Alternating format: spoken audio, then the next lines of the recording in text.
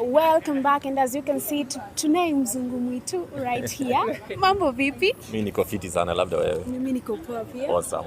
Let me ask, yani like tunaweza ongea Kiswahili chochote? Ongea, kwanza tukiongea Kizungu nitauma ulimi sana. But you're doing well? Asante, I'm doing good. Yeah, so of course tumekupata hapa hivi in preparation for the Love Nairobi Festival. Na utakuwa MC jamani. We. Hey. Unajua watu wanakuja kuokoka lakini lazima wacheke kwanza. Wacheke wakiokoka lazima. And I think watu wengi hawako wanajua labda like you do MCing. I think most people have never seen that side of Sasa wataona by fire by force wataniona niki-MC. So yeah, no, like ni kitu yenye ninafanya like napenda kufanya. I think kwanza ni kama like maisha ni mbili. Pale UK ilikuwa na MC. Like ma events nini. Sasa ni vile tu content imekuja hiyo side, sasa tumeunganisha. And you know also most people don't know that you are an ordained reverend. Nakwambia. Let me tell you, I also learned of it today. Hey, journalists, do your work. But no, ni ukweli. I think shida tu, I think like kwa Christianity kuna culture mingi imeingilia. Sasa of course mtu akifikiria pastor, bishop, nini kuna image inatokea kwa akili yako. Sasa na kuna image na kuna characteristic. Sasa mimi nakuja na sasa ma jeans ni rugged, shirt ni untucked, nywele ni mrefu, tattoos zimejaa paka hapa. So I think I endani na vile watu wana expect, but you know, hata Yesu akikuja akuendana vile watu walifikiria. So unajua watu walipiga Yesu mavita bana akikuwa. So like sisi wa Kristo hatufai kwa yani so rigid. And I think that's kitu wenye utaona kwa Love Nairobi Festival. Like unajua like tuna preach the gospel but si vile umezoea. Like yani umewahi na mtu akihubiri aki-ride nduthi akifly kwa mastants nini ujai. You know, like I think that's what tunaleta a new wave. Si vile umezoea. You know, Yesu alikuwa mtu ya mtaa. Haiko kwa ati you know nini. So hata Yesu alibreak ma rules mingi. You know kwa dunia. So kila mtu alikuwa anasema huyu ni nani. So I think that's the new generation that we're bringing. Tuna preach but na fire by force, but in a way, you know, gospel haijawahi change. But really una present lazima change kwa sababu generation inabadilika. Yeah. I'd like to know, when did you know that you have that calling? Which calling? You're a reverend. Well, hey, unajua mimi nakuanga very passionate about so many things. So I think vile niliokoka, you know, like basically kuhubiri ama ku-evangelize ama you know iko na majina mingi, but at the end of the day niko passionate about the love of Christ. Sasa kama uko passionate itatoka tu. Ilitoka lini? Sasa niliokoka nilikuwa Mkristo nikiwa mtoi. Sasa teenagers nilikuwa nafanya vituko yangu, halafu niliokoka tena nikiwa around 19 years. So ninaweza sema around that time. And let me ask you, you've talked about maybe the characteristics that people expect a pastor or a reverend to have.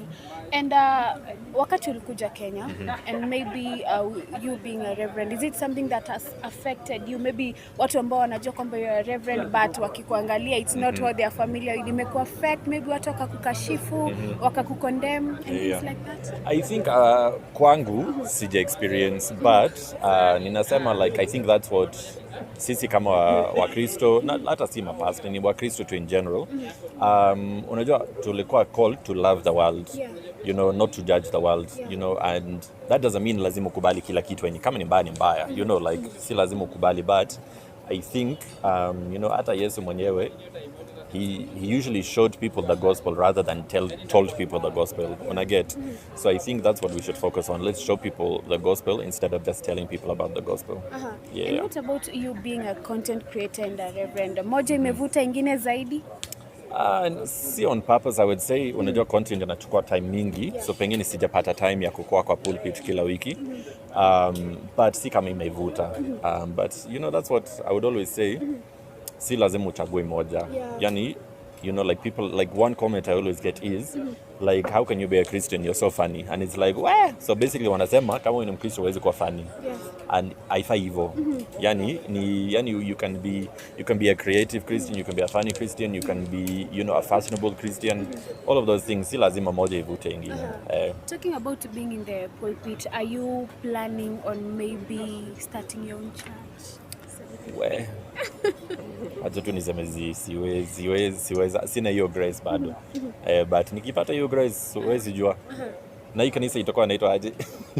Reverend Church. I know.